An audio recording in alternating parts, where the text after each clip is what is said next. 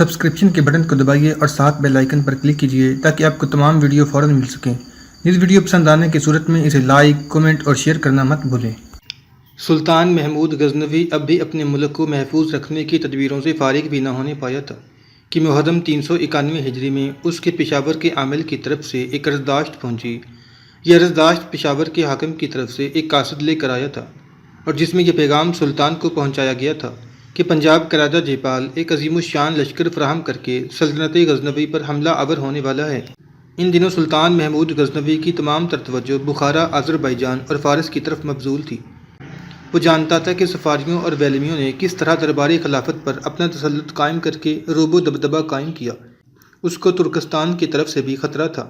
وہ اپنی تمام توجہ اور ہمت اس بات میں صرف کرنا چاہتا تھا کہ ویلمیوں کو، جن کا آفتاب اقبال زوال پذیر ہو چکا تھا اور جب مذہب اور عقیدے کی اعتبار سے محمود کے خلاف تھے، ہٹا کر خلیفہ کو، جو محمود کا ہم عقیدہ اور ہم مسلک تھا، آزادی دلائے اور درباری خلافت میں اپنا رسوخ قائم کر کے تمام عالم اسلام میں شہرت اور عظمت حاصل کرے۔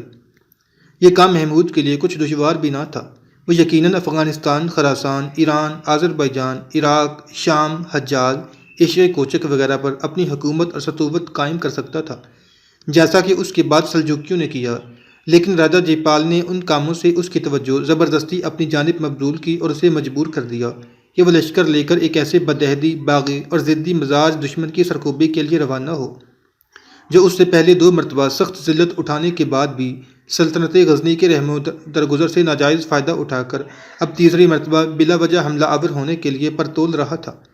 سلطان محمود غزنوی نے راجہ جیپال کی تیاریوں کا حال محرم 391 ہجری میں سنا، لیکن وہ فوراً ہی مقابلے پر روانہ نہ ہوا، کیونکہ اس کی خواہش تھی کہ کسی طرح یہ خبر غلط ثابت ہو جائے۔ اس نے اس خبر کو پشاور کے عامل کی بدگمانی اور غیر ضروری احتیاط پر محمول کر کے تحقیق حالات کے لیے اپنے مخبر روانہ کیے۔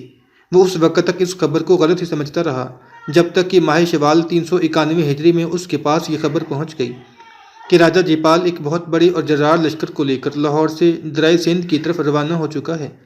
اس خبر کی تصدیق کے بعد سلطان محمود چونکا اور اس نے اپنے سارے سالاروں اور امراء کا اجلاس غزنی کے قصر میں طلب کر لیا تھا۔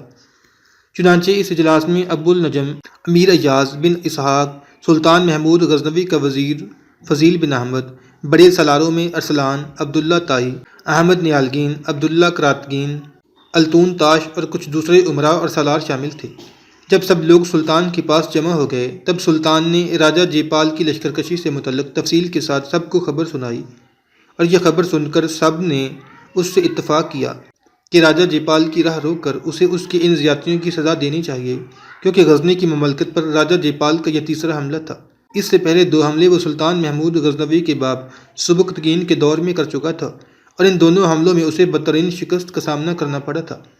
اب سبکتگین کے انتقال کے بعد راجہ جیپال نے یہ خیال کیا تھا کہ سبکتگین کا بیٹا محمود شاید جنگ کا تجربہ نہ رکھتا ہو، خادم خامکار ہو، لہٰذا اس سے ٹکرا کر نہ صرف یہ کہ اپنی گزشتہ شکستوں کا انتقام لیا جائے، بلکہ غزنی کی سلطنت کے وسیع حصوں پر قبضہ کر کے اپنی سلطنت کی حدود کو مغرب کی طرف خوب پھیلا دیا جائے۔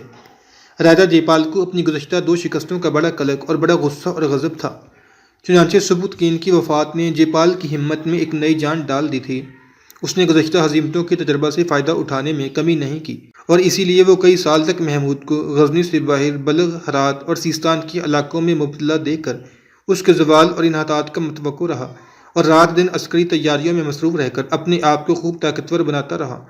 جیپال پنجاب جیسے وسیع اور زرخیز علاقے کا راجہ تھا، ہندوستان کے راجاؤں میں سب سے بڑا، مشہور اور معزز راجہ تھا۔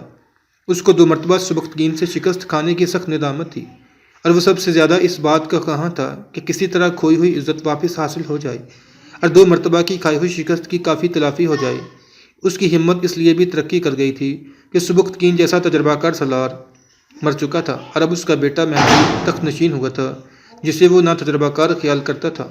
غرض جیپال اس بار ہندوستان کے دور دراز کے راجاؤں سے مدد لیے بغیر اپنی ہی زبردست قوت سے سلطان محمود غزنوی کی سلطنت کو فتح کر کے ناموری حاصل کرنا چاہتا تھا۔ چنانچہ 1.5 لاکھ پیادہ اور 300 جنگی ہاتھیوں کو لے کر اس نے دریا سندھ کو عبور کیا۔ ادھر سلطان محمود غزنوی بھی اپنے لشکر کے ساتھ پشاور کی طرف روانہ ہوا۔ پشاور کے قریب دونوں لشکر ایک دوسرے کے قریب خیمہ زن ہوئے۔ بقول نظام الدین احمد ہروی، جیپال کے لشکر کے سواروں کی تعداد 10,000 تھی، مگر پیدلوں کے لیے لفظ بے سار استعمال کیا ہے اور ہاتھیوں کی تعداد 300 بتائی ہے۔ فرشتہ نے جیپال کی پیدلوں کی تعداد 30,000 بتائی ہے اور سوار 12,000 بتائے ہیں۔ سیر المتاخیر نے اپنی کتاب میں یہی باتیں لکھی ہیں جو سبحان رائے نے کی۔ چنانچہ روسی مورخ جنرل سیولف اپنی کتاب میں جیپال کی پیدلوں کی تعداد 1,30,000 بتاتا ہے۔ پشاور کے میدان میں جیپال کے لشکر کی تعداد کس قدر تھی اس میں اختلاف ہے، مگر 42,000 سپاہی اور 300 ہاتھیوں سے کم ہرگز نہ تھی۔ محمود کے لشکر کی تعداد سب مورخین 10,000 بتاتے ہیں، جن میں سوار اور پیدل سب شامل ہیں۔ مورخین یہ بھی لکھتے ہیں کہ راجہ جیپال کے لشکر کی تعداد بیان کرنے میں اختلاف کیوں ہوا۔ اس کا جواب رام چندر تاریخ حالات ہند میں کچھ اس طرح لکھتا ہے: اس لڑائی کے بعد محمود نے ان سرحدی قبائل کو سزائیں دیں جن کو راجہ جیپال نے سازش کر کے پہلے سے اپنا شریک بنا لیا تھا۔ مورخین لکھتے ہیں کہ معلوم ہوتا ہے کہ جو لشکر لاہور سے راجہ جیپال کے ساتھ اٹک کی طرف روانہ ہوا وہ صرف 42,000 لشکریوں اور 300 ہاتھیوں پر مشتمل تھا، لیکن دریائے سندھ کو عبور کرنے کے بعد سرحدی علاقوں کے جنگجو جن کو انواع و اقسام کے لالچ دیے گئے ہوں گے اس لشکر میں شامل ہونے لگے ہوں گے۔ چنانچہ سلطان محمود جب راجہ جیپال کے مقابل پہنچا تو دشمن کے لشکر کی کثرت اور اپنی قلت سے متعلق مرعوب نہ ہوا۔ اس طرح دونوں لشکروں نے ایک دوسرے کے سامنے پڑاؤ کر لیا تھا۔ راجہ جیپال جنگ کی ابتدا کرنے میں تاخیر سے کام لے رہا تھا، اس لیے کہ اسے اپنی پشت کی جانب سے مختلف راجاؤں سے کمک، رسد اور ضروریات کا دوسرا سامان وافر مل رہا تھا، اور ہر روز اس کے لشکر میں اضافہ ہوتا چلا جا رہا تھا۔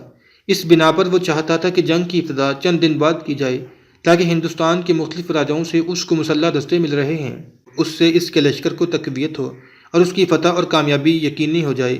دوسری طرف سلطان محمود بھی اس صورتحال پر کڑی نگاہ رکھے ہوئے تھا۔ چنانچہ اپنے سالاروں سے مشورہ کرنے کے بعد اس نے چھوٹے چھوٹے لشکر مقرر کیے، اور جس ہمت سے راجہ جیپال کو رسد اور کمک ملتی تھی وہاں سلطان محمود غزنوی کے دستوں نے چھاپے مارنے شروع کر دیے تھے، جن کا نتیجہ یہ ہوا کہ راجہ جیپال کو مختلف سمتوں سے کمک رک گئی اور راجہ جیپال جنگ کی ابتدا کرنے کے لیے تیار ہو گیا۔ جس وقت راجہ جیپال کے لشکر میں جنگ کی ابتدا کرنے کے لیے ایک ہلچل سی برپا تھی، اس وقت سلطان اپنے لشکر کے آگے دشمن کے لشکر پر کڑی نگاہ رکھے ہوئے تھا۔ جب راجہ جیپال کے لشکر میں یہ ہلچل برپا ہوئی تب سلطان اپنے گھوڑے سے اترا، اپنے لشکر کی طرف منہ کرتے ہوئے قبلہ رخ ہوا۔ زمین پر سجدہ ریز ہونے کے بعد بڑی عاجزی اور انکساری اور رقت آمیز انداز میں وہ دعا مانگ رہا تھا: اے اللہ، تو ہی کرب کی طویل شب میں اندھیری مسافروں کے بھٹکتے مسافروں کو امیدوں کی کھنک عطا کرتا ہے، ریت کی مانند بکھرتی شیرازہ بندی کو تو ہی پستیوں کے اجاڑ سے اٹھا کر ناآشنا فوزمندی کے ساحل سے ہمکنار کرتا ہے۔ اے اللہ، کریا کریا سسکتی بربادیوں میں تو ہی غم ردا سے نڈھال ضمیر، بے ہنگم خیالات کی اماجگہ بنتے شعور، اجڑتے چہروں کی کربناکی کو حیات کی بشارتیں عطا کرتا ہے۔ میرے مالک، تو ہی سماعتوں کو معطل، بصارتوں کو ناکارہ، آئینوں کو کرچی کرچی کر کے سوختہ سوختہ کڑی داستانیں کھڑی کرنے والوں کے خلاف فطرت کے خواب نگر کی آسودگی فراہم کرتا ہے۔ اے دو جہاں کے رب، روز و شب کی اس تنگنائی میں تو ہی مجبوریاں تراشتے قہر، زوال کی ردا پھیلاتے بگولوں کو خودداری اور خود آگاہی سے روشناس کرتا ہے اور انہیں دھند کی کالی گٹھاؤں کی طرح بکھیر کر رکھ دیتا ہے۔ اے اللہ، آسمان کے سرد آنگن تلے قہر کی اڑتی دھول اور موت کے الجھتے دھاروں میں کوئی تیرے سوا نہ اعانت کرنے والا ہے اور نہ کوئی مددگار ہے۔ یہاں تک کہنے کے بعد سلطان محمود غزنوی رکا، پھر پہلے سے بھی زیادہ کرب خیزی میں وہ دعا مانگتے ہوئے کہہ رہا تھا: اے خدائے مہربان، ہمارے دشمن بدعمالی کا پیغام لیے پانی سے ابھرتی پیاس، سلگتی قیامت، جلتے عذاب کی طرح ہمارے سامنے صف آرا ہونے والے ہیں۔ اے میرے اللہ، دشمن کے مقابلے میں مجھے ہمت عطا کرنا کہ میں اس کی ہست کو نیست کرتے سوز کی طرح عدم کا راستہ دکھاؤں، جستجو کے ویران صحرا میں اس کی جدوجہد کے حصول کو مضطرب اور دل سوختہ کروں۔ اے مالک کل، اس جولان گاہ خیر و شر میں میں اور میرے سارے سالار اور لشکری گروہ بندی، طبقاتی تفریق، فرقہ پرستی، قبائلی تقسیم سے بالاتر ہو کر تجھے ہی اپنا آقا، تجھے ہی اپنا مالک، تجھے ہی اپنا مشکل کشا سمجھ کر تجھ سے مدد کی استدعا کرتے ہیں۔ اے اللہ، ہم تیرے عاجز بندے ہیں، تیرے غلام ہیں، تو اپنی وحدانیت کے صدقے میں ہماری مدد فرما۔ اے اللہ، ہمارے دشمن نیکی اور بدی کے امتیاز کو ختم کر کے بقا کے پیمانے ریزہ ریزہ کرنے، ضمیر کی روشنی سے بغاوت کرنے کے لیے ہمارے سامنے آن کھڑے ہوئے ہیں۔ اے مالک، تیری ہی ذات ہماری اجتماعی موت کا سرچشمہ ہے، ہمارے سارے ارادے، ہمارا ہر فکر و عمل صرف تیری رضا کی جستجو کے لیے وقف ہے۔ اے اللہ، تو ہمیں دشمن کے مقابلے میں صداقتوں کا امین، دیانتوں کا محافظ، شجاعتوں کا پاسبان، ریاضتوں کا نقیب اور عکس نور حق کا ناشر بنا، اور دشمن کے خلاف ہمیں کامیابی اور کامرانی عطا فرما۔ اے اللہ، تیرے دربار میں ہر ناممکن ممکن ہو جاتا ہے۔ میرے مالک، تو چاہے تو گورکھر بھیڑیوں کا شکار کریں، تو چاہے تو فاختائیں شاہینوں پر جپٹیں، تو چاہے تو بلبل خونی عقابوں کے غول کو اپنا شکار کرے۔ میرے اللہ، ان روح فرسا الجھنوں لاوارسی کے اس کرب میں ہم صرف تیرے ہی سامنے دستے طلب دراز کرتے ہیں۔ اپنے ہست و بود کی اس جنگ میں میرے اللہ، ہم بڑی عاجزی اور انکساری سے تیرے حضور دستے بستہ ہیں۔ ہماری خستگی اور بے چارگی کو جرت مندی اور شجاعت میں تبدیل کر دے۔ ہمیں ہمت دے، ہمارا وہ دشمن جو ہمارے اوپر چڑھ دوڑنے کو بےتاب ہے، اس کے ارادوں کے ذرے ذرے کو ہم لہو لہان کریں، آتش زنی اور خون ریزی کی بارش کی طرح اس پر وارد ہوں اور اس کے رگ و پے میں خوف و ہراس اور رنج و غم کے کھلان کھڑے کرتے چلے جائیں۔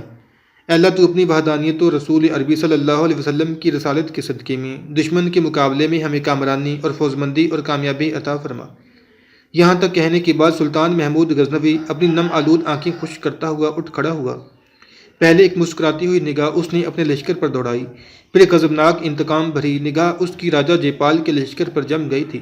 اس کے بعد اس نے اپنے لشکر کی ترتیب کو درست کرنا شروع کیا تھا۔ سلطان نے اپنے لشکر کو 3 بڑے اور ایک چھوٹے حصے میں تقسیم کیا۔ وسطی حصے میں سلطان خود رہا۔ اپنے دست راست اپنے برادر نسبتی ایاز بن اسحاق کو اور 2 بڑے اہم سالاروں یعنی عبداللہ فراتگین اور احمد نیالگین کو اس نے اپنے ساتھ اپنے مرکز میں رکھا تھا۔ لشکر کے دائیں حصے کی کمانداری بڑے سالاروں میں سے ارسلان، بائیں حصے کی کمانداری عبداللہ تائی اور جو چھوٹا حصہ تھا اسے اپنے پڑاؤ کی حفاظت پر مقرر کیا گیا تھا، اور اپنے سالار التون تاش کو لشکر کے اس حصے کا کماندار مقرر کر دیا تھا۔ یہ ساری ترتیب درست کرنے کے بعد سلطان راجہ جےپال کے رد عمل کا انتظار کرنے لگا تھا۔ دوسری طرف راجہ جےپال نے بھی اپنے لشکر کو 4 ہی حصوں میں تقسیم کیا۔ لشکر کا وسطی حصہ راجہ جےپال نے اپنے پاس رکھا اور اپنے بیٹے انند پال کے علاوہ اپنے بڑے سالار کوی راج کو اس نے اپنے ساتھ مرکزی حصے میں رکھا تھا۔ دائیں حصے کی کمانداری اپنے دوسرے سالار پدم گپت کے سپرد کی اور بائیں حصے کی کمانداری بھیم چندر کو دی گئی تھی، جبکہ اس کی مدد کے لیے بھاٹیا کے راجہ بجیرائے کا جو لشکر آیا تھا اسے بجیرائے کے کماندار رائے ماندیو کے سپرد کیا گیا، اور رائے ماندیو کو راجہ جےپال نے اپنے پڑاؤ کی حفاظت پر مقرر کر دیا تھا۔ اس طرح دونوں لشکر ایک دوسرے پر ضرب لگانے اور ایک دوسرے پر حملہ آور ہونے کے لیے بالکل تیار اور مستعد ہو گئے تھے۔ اس موقع پر راجہ جےپال کی حسین اور خوبصورت بیٹی کوشل دیوی ایک طرف سے اپنے گھوڑے کو سر پر دوڑاتی ہوئی اس جگہ آئی جہاں راجہ جےپال اور اس کا بیٹا انند پال کھڑے تھے۔ کوشل دیوی اس وقت زرق برق جنگی لباس میں ملبوس تھی اور بڑے ماہرانہ انداز میں اپنے گھوڑے کو دوڑا رہی تھی۔ اس کی کمر پر نئی سرخ رنگ کی پیٹھی تھی جس میں تلوار اور خنجر تھے، پشت پر تیروں بھرا ترکش تھا اور گھوڑے کی رین کے ساتھ کمان بھی لٹک رہی تھی۔ کوشل دیوی نے باگیں زوردار انداز میں کھینچتے ہوئے گھوڑے کو روکا، جس کے جواب میں گھوڑا بری طرح ہنہناتے ہوئے اور کلیکلیں کرتے ہوئے رک گیا تھا۔ اس کو اس حالت میں دیکھتے ہوئے راجہ جےپال اس کا بیٹا انند پال خوشی کا اظہار کر رہے تھے، مسکرا رہے تھے، حتیٰ کہ کوشل دیوی کی اپنے باپ راجہ جےپال کو مخاطب کر کے کہنے لگی، اب جب کہ دونوں لشکر ایک دوسرے کے سامنے بالکل تیار اور مستعد ہیں اور ایک دوسرے پر حملہ آور ہونے کے لیے تیار ہیں، تو آپ انفرادی مقابلے کے لیے کوی راج کو میدان میں اتار دیں۔ اس پر راجہ جےپال سنجیدہ ہو گیا تھا۔ دھیمے سے لہجے میں کوشل دیوی کو مخاطب کر کے کہنے لگا، کوشل میری بیٹی، تو کوی راج سے محبت بھی کرتی ہے، ساتھ ہی اسے انفرادی مقابلے کے لیے میدان میں بھیجنے کے لیے بے چین بھی ہے۔ اس موقع پر کوشل دیوی کے چہرے پر خوشگوار اور زہد شکن تبسم نمودار ہوا، پھر ایک گہری نگاہ اس نے اپنے بھائی، اس کے بعد اپنے باپ راجہ جےپال پر ڈالی اور کہنے لگی، پتا جی، شاید میری بڑی بہن کاشی کماری اور میری ماں نے آپ کے سامنے میرے جذبات کی صحیح عکاسی نہیں کی۔ اس وقت میرے بھائی بھی میرے سامنے کھڑے ہیں، ان کی موجودگی میں آپ سے کہتی ہوں کہ میں نے کوی راج کی ذات سے محبت نہیں کی، میں نے اس کی تیغ زنی اور جنگی امور میں اس کی اعلیٰ پائی کی ہنرمندی سے محبت کی ہے، اور اس کی اسی ہنرمندی کو جس سے میں نے محبت کی ہے، جسے میں نے چاہا ہے، آزمانا چاہتی ہوں، دیکھنا چاہتی ہوں کہ جنگ کے دوران وہ کیسی ہنرمندی کا مظاہرہ کرتا ہے۔ اس کے علاوہ پتا جی، کوی راج کے ساتھ میرا کوئی رابطہ اور تعلق نہیں ہے۔ اگر کوئی یہ کہے کہ میں نے اس کی ذات سے محبت کی ہے تو یہ جھوٹ اور فریب ہے۔ میں نے اس کے جنگی ہنر سے محبت کی ہے اور اسی کو میں آزمانا چاہتی ہوں۔ کوشل دیوی کی اس گفتگو سے راجہ جےپال اور انند پال دونوں باپ بیٹا تھوڑی دیر تک گہری سوچوں میں ڈوبے رہے، جبکہ کوشل دیوی چپ چاپ ان دونوں کے قریب اپنے گھوڑے پر سوار ان کی طرف دیکھتی رہی، یہاں تک کہ راجہ جےپال نے اپنے بہترین اور عمدہ سالار کوی راج کو بلایا، جو 2-3 صفیں پیچھے اپنے لشکریوں کو ہدایات جاری کر رہا تھا۔ راجہ جےپال کے بلانے پر وہ اپنے گھوڑے کو دوڑاتا ہوا اس کے سامنے آیا۔ راجہ جےپال نے اسے مخصوص اشارہ کیا۔ شاید کوی راج اور راجہ جےپال کے درمیان پہلے سے انفرادی مقابلے کا معاملہ طے ہو چکا تھا۔ چنانچہ راجہ جیپال کا مخصوص اشارہ پا کر کبھی راج مسکرایا۔ ایک جھٹکے کے ساتھ اس نے اپنی تلوار بے نیام کی، ڈھال پر بھی گرفت مضبوط کر لی۔ اپنے سر پر رکھے خود، پاؤں اور شانوں کے آہنی خولوں کے علاوہ بازوؤں پر چڑھے ہوئے جوشن پر گہری نگاہ ڈالی۔ اس کے بعد اپنے گھوڑے کو ایڑ لگاتا ہوا اور وحشیانہ انداز میں عجیب سی آوازیں نکالتا ہوا دونوں لشکروں کے درمیان گیا۔ وہاں اپنے گھوڑے کو روکا، پھر اپنی تلوار فضا میں بلند کرتے ہوئے اس نے مسلمانوں کے لشکر کی طرف منہ کر کے انفرادی مقابلے کے لیے اپنے مد مقابل طلب کیا تھا۔ جس وقت کبھی راج نے اپنی تلوار فضا میں بلند کرتے ہوئے انفرادی مقابلے کے لیے للکارا، اس وقت مسلمانوں کے سالار اپنے اپنے حصے کے لشکر کے سامنے مستعد ہو چکے تھے۔ دائیں لشکر کے آگے ارسلان تھا، بائیں طرف عبداللہ تائی تھا، جبکہ وسطی حصے میں سلطان محمود غزنوی کے ساتھ ایاز کے علاوہ بڑے سالاروں میں عبداللہ کراتگین اور احمد نیالگین بھی موجود تھے۔ کبھی راج کے پکارنے پر عبداللہ کراتگین اور احمد نیالگین دونوں کے چہرے سرخ ہو گئے تھے۔ ایاز اور محمود دونوں ان کی طرف دیکھ رہے تھے، یہاں تک کہ عبداللہ فراتگین نے ایک جھٹکے کے ساتھ اپنی تلوار بے نیام کی، ڈھال پر گرفت مضبوط کی اور سلطان کی طرف دیکھتے ہوئے کہنے لگا، سلطان محترم، آپ کی اجازت سے میں انفرادی مقابلے کے لیے میدان میں اترتا ہوں۔ سلطان نے جب مسکراتے ہوئے اسبات میں گردن ہلائی، تب عبداللہ کراتگین نے اپنے گھوڑے کو ایڑ لگائی۔ اس کے بعد وہ لگاتار تکبیریں بلند کرتا ہوا میدان کے وسطی حصے کی طرف بڑھا تھا۔ کبھی راج کے پاس آنے کے بعد عبداللہ کراتگین نے اپنے گھوڑے کو روکا، پھر بڑے غور سے کبھی راج کی طرف دیکھتے ہوئے کہنے لگا، انفرادی مقابلے کے لیے للکارنے والے، ذرا اپنا نام تو کہے۔ اس پر کبھی راج مسکراتے ہوئے کہنے لگا، یہی سوال تو میں تم سے کرنے والا تھا، مقابلہ شروع کرنے سے پہلے اپنا نام بتاؤ۔ عبداللہ کراتگین نے غور سے اس کی طرف دیکھا، پھر کہنے لگا، دیکھ، پہلے سوال میں نے کیا ہے، میرے سوال کا جواب دو۔ میں تمہارا محکوم یا تم میرے محتسب نہیں کہ میں اپنے سوال کو نظر انداز کر کے تیرے سوال کا جواب دوں، لہٰذا اپنا نام بولو۔ اس پر وہ کھا جانے والے انداز میں عبداللہ کراتگین کی طرف دیکھتے ہوئے کہنے لگا، میرا نام کبھی راج ہے اور میں اپنے راجہ جیپال کے سب سے عمدہ اور اچھے سالاروں میں سے ایک ہوں۔ اب تو اپنا نام کہے، اس لیے کہ میں تمہارے سلطان کے کسی چھوٹے موٹے سالار سے مقابلہ نہیں کروں گا۔ میں ایک مقصد اور ایک تجویز کے تحت، یا یوں کہہ لو کہ ایک بڑی منصوبہ بندی کے تحت انفرادی مقابلہ کرنے کے لیے میدان میں اترا ہوں، اور جو بھی میرے مقابل آئے گا واپس اپنے لشکر میں نہیں جانے پائے گا۔ کبھی راج کے ان الفاظ سے عبداللہ کراتگین تو کھا گیا تھا، کہنے لگا، تیری منصوبہ بندی کی ایسی کی تیسی، جب تو مجھ سے مقابلہ کرے گا تو اپنی ساری منصوبہ بندی کو بھول جائے گا۔ اب باتوں کو چھوڑ اور مقابلے کی ابتدا کریں۔ کبھی راج نے ایک ہہکا لگایا، پھر کہنے لگا، مقابلہ شروع ہونے سے پہلے تو باتیں تو بہت کر رہا ہے، لیکن مقابلے کے تھوڑی ہی دیر بعد جب میں تیرے تن میں لا علاج سیم و تھور بھروں گا تو یاد رکھنا، تو تیری حالت اکھڑے بے جان پودوں، پیاس کی مارے خشک چشموں سے بھی بری ہو کر رہ جائے گی۔ یاد رکھنا، جب میں اسیری کی بدترین نفرت بن کر تم پر چھا جاؤں گا، تم ٹوٹے خوابوں، پھوٹے نصیبوں کی طرح تم میرے آگے آگے اپنی جان بچانے کی خاطر بھاگتے پھرو گے۔ یاد رکھنا، میرا نام کبھی راج ہے اور میں تو خوابوں تک کے ان گنت سرناموں کو خون میں بھیگے آوارہ ہیولوں میں تبدیل کر دینے والا ہوں۔ عبداللہ کراتگین نے فضا میں اپنی تلوار لہرائی، پھر کہنے لگا، تیری اس بے وقت بک بک کا کوئی جواب نہیں، پر یاد رکھنا، ہم خود اپنی قوت کی عظمتوں سے اپنی ملت کے وجود کو تابدار کرنے والے لوگ ہیں۔ تقدیر کے سفر میں چمکتے سورج کی تپش بن کر اپنے دشمنوں کی روحوں کی گہرائی تک میں سراب اور اذیتیں بھر دیتے ہیں۔ تو جو مجھے مرگ کی خونی دیمک اور قضا کے خونی ہیولوں کی دھمکی دے رہا ہے، تو اسے تو میں لمحوں کے اندر جاں سوز سکوت میں بدل دوں گا۔ تیرے سارے اندھے سماجی پھندوں کو میں پلک جھپکتے میں سسکتے جذبوں میں تبدیل نہ کر دوں تو کہنا۔ عبداللہ کراتگین جب خاموش ہوا، تب گھمنڈ بڑے انداز میں کبھی راج کہنے لگا، دیکھ، میں نے تیرے سلطان کے سارے بڑے بڑے سالاروں کو انفرادی مقابلے میں ختم کرنے کی منصوبہ بندی کر رکھی ہے۔ اگر تو مقابلے پر جمع ہی رہنا چاہتا ہے، واپس جانا نہیں چاہتا، تو پھر ایک بات اپنے دل کے کرتاس پر لکھ رکھنا کہ اس انفرادی مقابلے میں تمہیں زیر کرنے کی بعد میں تمہارے سلطان کے کسی اور بڑے سالار کو بھی انفرادی مقابلے کی دعوت دوں گا۔ اس طرح چند جنگوں کے دوران میں سارے بڑے بڑے سالاروں کی گردنیں کاٹ کر رکھ دوں گا۔ کبھی راج کی اس گفتگو سے عبداللہ کراتگین کا چہرہ غصے میں سرخ ہو گیا تھا، غراتے ہوئے کہنے لگا، کسی اور سالار کو اپنے سامنے زیر کرنے کی منصوبہ بندی کرنے سے پہلے تو میرے ساتھ تو ٹکرا، ہو سکتا ہے تجھے خود کو واپس اپنے لشکر میں جانا نصیب نہ ہو۔ تک کبھی راج، اب تو اس انفرادی مقابلے سے جان چھڑا کر بھاگنا چاہتا ہے تو تجھے بھاگنے نہ دوں گا۔ اسی مقابلے کے دوران اگر میں تجھے بے شکل غبار ہیولوں، کچی مٹی کے ٹیلوں کی طرح نہ گرا دوں تو کہنا، تیرے جسم و روح کی جنگاگت، تیرے شعور و ذہن کی یکجہتی کو ندامتوں کے بارگراں اور سوکھے ہونٹوں کی سلگتی پیاس میں نہ بدل دوں تو کہنا۔ کبھی راج نے اپنی تلوار لہرائی اور کہنے لگا، اگر تمہارے یہی ارادے ہیں تو پھر مقابلہ شروع کرتے ہیں، اور پھر دیکھ میں کیسے تجھے شعلوں کے زندان میں قطرہ قطرہ پگھلانے، ذرہ ذرہ سلگانے کے عمل کی ابتدا کرتا ہوں، کیسے وقت کی کالی قتل گاہوں میں تجھے وہموں کی ہولناک کرب، بے گیان ہونے کے دکھ میں مبتلا کر کے تیری حالت بنجر کھیت، ویران بستیوں اور بے ہنر اور درماندہ مسافر کی سی کرتا ہوں۔ یہاں تک کہنے کے بعد کبھی راج جب خاموش ہوا تب عبداللہ کراتگین کہنے لگا، میں تیرے ان الفاظ کا جواب نہیں دوں گا۔